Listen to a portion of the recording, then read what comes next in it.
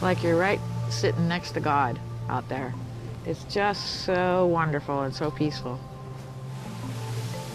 The ocean means a lot to me personally.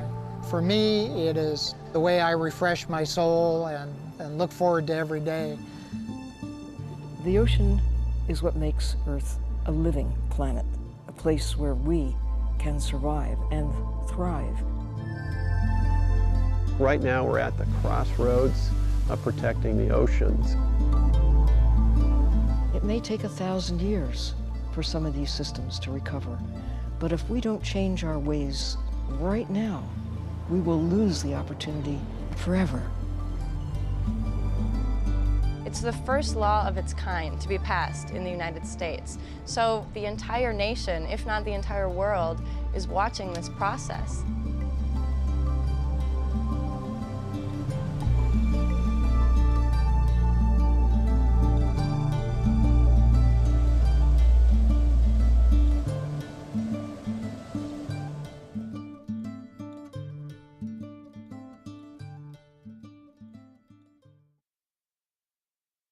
For some, the ocean is valuable, or is regarded as valuable, because of what we can take out of it.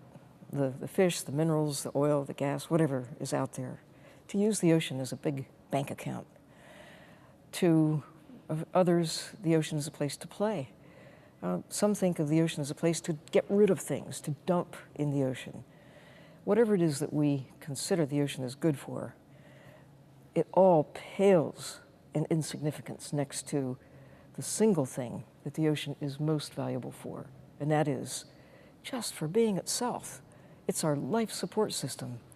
The ocean delivers to us the air we breathe. With every breath we take, every drop of water we consume, we are utterly dependent on the ocean. I started at 15 years old in Half Moon Bay. My dad had a boat. He was an airline pilot. It sank, and he says, "Son, if you want the boat, take it." So I raised it, fixed it up, and I've been fishing ever since. I can't imagine doing anything else. You know, I studied biology in college. I studied fisheries biology in college. I've been fishing my whole life. I've been fishing since I was a child with my father. And my dad took me out on a party boat, and we went out and fished, and I'm not sure I caught many fish, but I was hooked. I take people out fishing and teach them how to fish, how to be responsible when they're fishing. This is my sister Judy. People on land, I don't think they appreciate how much energy it holds and how much it changes things in their lives. They have a concept, but it's even beyond me sometimes, and how massive it is, how much our weather is affected by it, how much what we eat on a small scale is actually affected by it. And myself, it's my daily life. I made a career out of living by the ocean, and being with the ocean. I feel very passionately about my work and conservation of the ocean, and no, I think that we gain so much from it, and that that adds so much to people's lives that it's our responsibility to make sure that we care for it as well, and make sure that we can enjoy the ocean for years and years to come.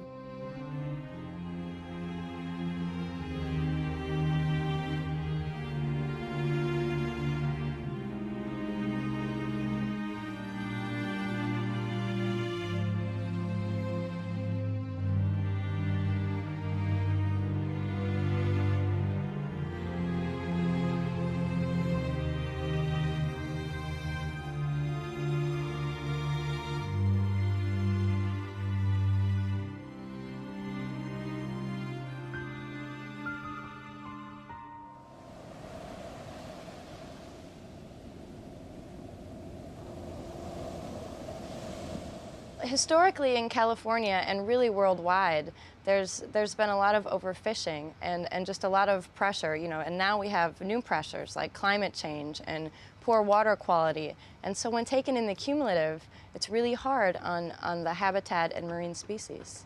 The rock cod, from when I fished as a kid till now, have been really beat up bad. And that's why I'm not 100% against some protected areas, because I have seen some major changes towards the downward trend of them. And most of the big fish are gone. 90% of the big fish are gone. Most estuaries are polluted. So we're seeing massive changes in the oceans right now that we really didn't see before. And if we don't do something in the next 20 or 30 years, a lot of the ocean resources are predicted to be lost. Right now, globally, on many fronts, we are literally at a tipping point. I'm not alone in recognizing this. There are people who say this about the land, about freshwater, about energy, but we're certainly there with respect to the ocean. The populations of big fish, and other creatures as well, are at a stage where if we wait another decade, let alone another 50 years, look at the trends. The big fish, from where we were 50 years ago to where we are today, we've lost 90%. Keep going. Where's that trend going to take us?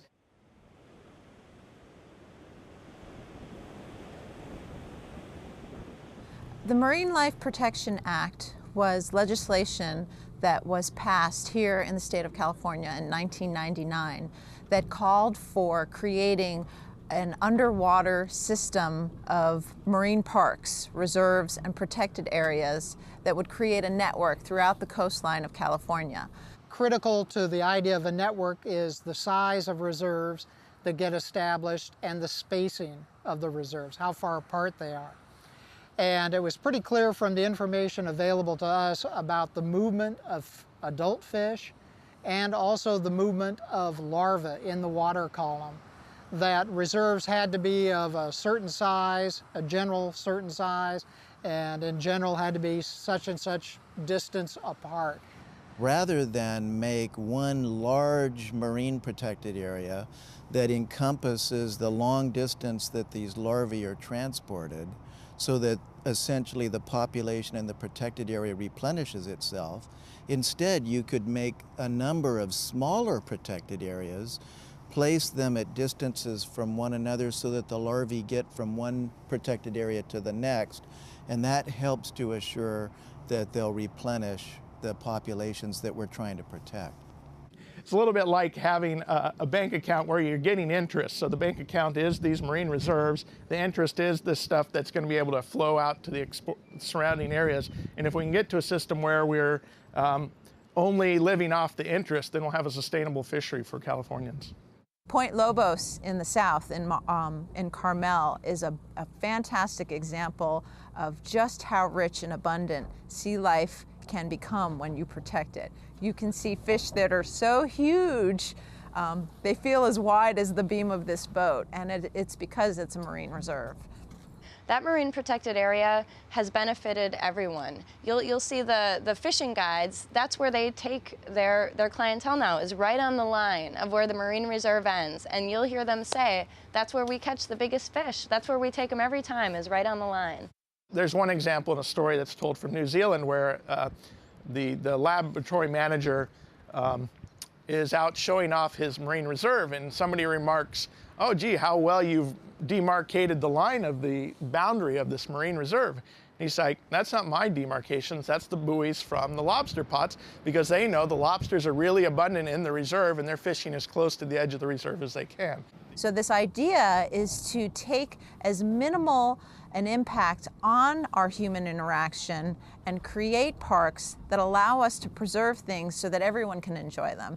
Just like we have national parks, we have Yosemite, we want to have these areas that people can come and look and not only be in awe of the beauty, but then ultimately, as a byproduct, if we've got healthy habitat where healthy productivity is happening within all types of creatures, invertebrates, marine mammals, seabirds, and fish, as a result, there will be more fish. And we've long known that as fish get bigger, they produce more young. That's a standard relationship because the number of eggs that a female produces scales with the size or volume of a female. We also learned that the larvae being released by mature, older fish are more likely to survive than larvae released by fish that have just gained reproductive maturity. The fish will then gravitate to another area, and you'll have sort of a chain effect of productivity.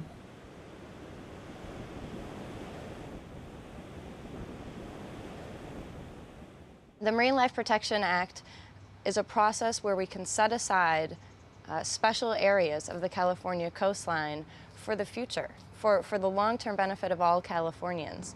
And the way we get there is by taking stakeholders from the entire state of California and allowing them to get together and devise, where are the really special places in California? Where are the really ecologically significant places in California?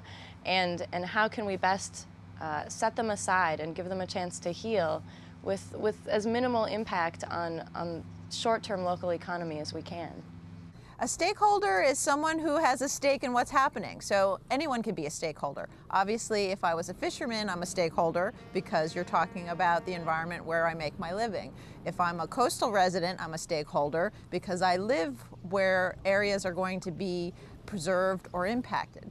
If I'm someone who dives in the water, whether I'm scuba diving, snorkeling, free diving, diving for ab, I have a stake because I'm enjoying the resource that we're actually trying to protect. Actually, you and I are stakeholders. I mean, we live on the coast, so this is going to affect us. And so we try to find, in this case, 20 people and their alternates that represent various stakes. The idea is to get them all together to work for the common good and figure out how to do a policy that we can all live with.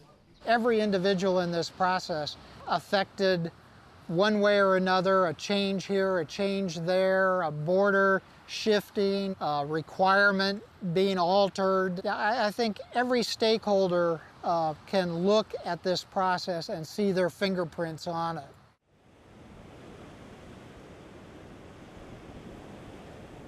The realization you come to quite quickly, if you acknowledge everybody has their favorite fishing hole, there's no place you can protect because the whole place is covered with favorite fishing holes. There's definitely mixed reactions to it. It's definitely something that bothers a lot of them because we're taking away areas where they can go fishing. But I think a lot of them, you get a sense that they understand why we're doing it, and they're curious to see what happens and to see what kind of data that we're getting. You don't understand the reality of somebody's livelihood and somebody's situation until you've spoken to them on their home turf. And you wouldn't believe the number of times I was told, oh, you're the first PhD to come down to the docks. And you go, what? That can't be right. There are all these fishery biologists running around studying fish, How come nobody's spoken to the people engaged in the fishery? It's no secret that the fishermen are the ones that are set up to be sort of the opposition of the conservationists. But I just think it's been such a great experience to get to really be out on the water with these fishermen, to go talk with them about what's important to them and what their fears are, what our fears are, and try to boil it down to some kind of option or a marine protected area network that we can agree on.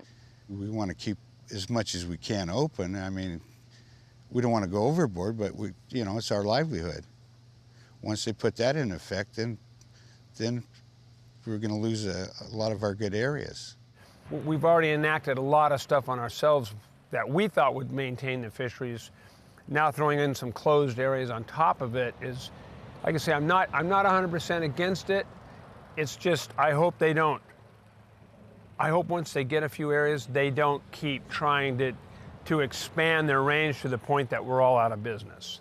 The only fishing that we can do is onshore, and if we end up with the MPAs put into place so we can't fish, then our fishing will be closed. We won't be allowed, or we'll have to close our business and sell our boat. I think it can be frightening if you rely on that fishing area for your income. It's frightening. Or like in my case, this area right here is now part of a reserve and is closed to all fishing, and I have a house here and used to fish here quite often. So I think for folks like in that position, you're gonna see things change, and you have to ask yourself whether you think the change is worthwhile and whether it's something you can support.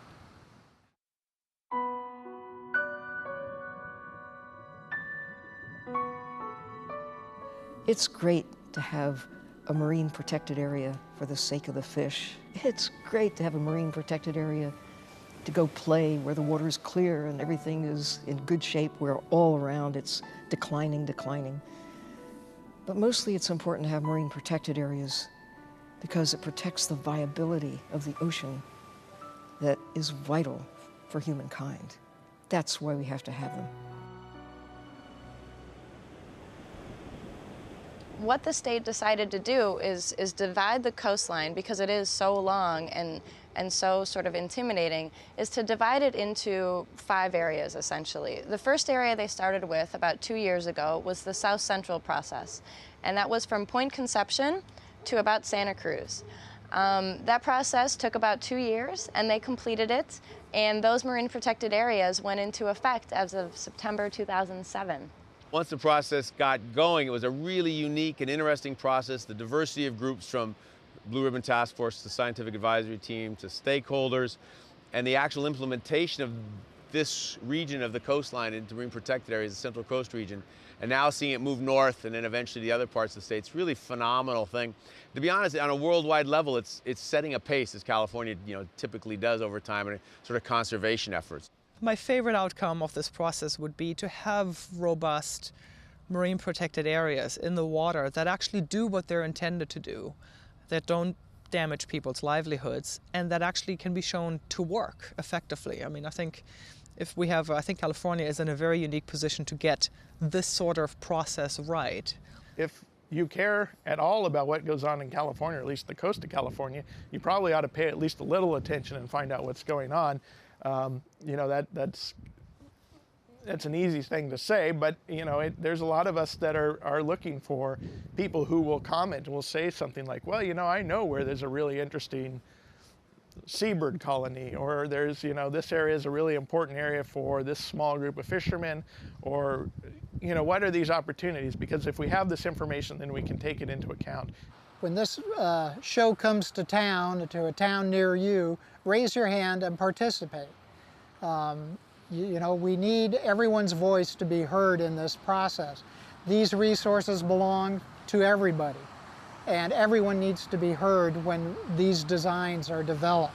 This is a process where one individual can make a lot of difference. You can show up to any of the multitude of public meetings, whether it's a science advisory team meeting or a Blue Ribbon Task Force meeting or regional stakeholder group meeting, and down the line, maybe most importantly, a Fish and Game Commission meeting, where public input is really, really valuable and weighs really heavily on the decision process.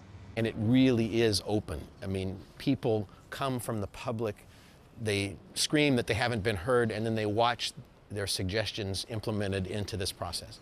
We went to the meetings, they had some meetings in Oakland, Sacramento, and they listened to us, and they did make some changes. We're gonna have to make some changes next year. We're gonna have to just go to the meetings and speak out.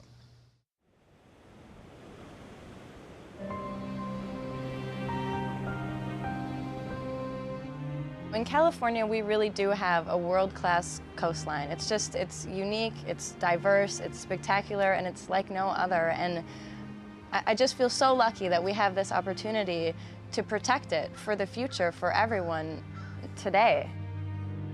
I think I learned a lot through my children, who are very tuned into the environment and care much about the ocean, and my 17-year-old is much more impressed with what I'm doing here. The big corporate or state jobs did not impress him. This one impressed him, because I'm doing something important for the ocean. It's ultimately to have fish for our kids and our grandkids. Nobody wants to wipe anything out, especially somebody like me that's made my living at it for 48 years. The last thing I want to do is take the last fish. And I have been partially responsible for some of the declines in the species. I've participated in it. And as I'm getting older, I want to see it that it's done right, for the future generations.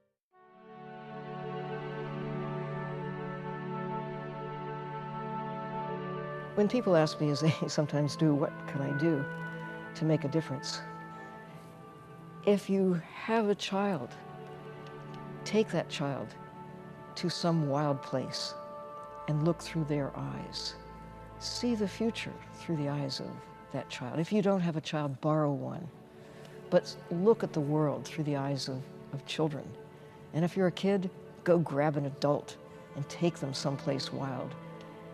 and ask them what the future is going to be if they don't do something, if we don't do something right now to secure our future by securing the future of wild places. This is absolutely the key to human survival, to human well-being, to our health, to everything we care about.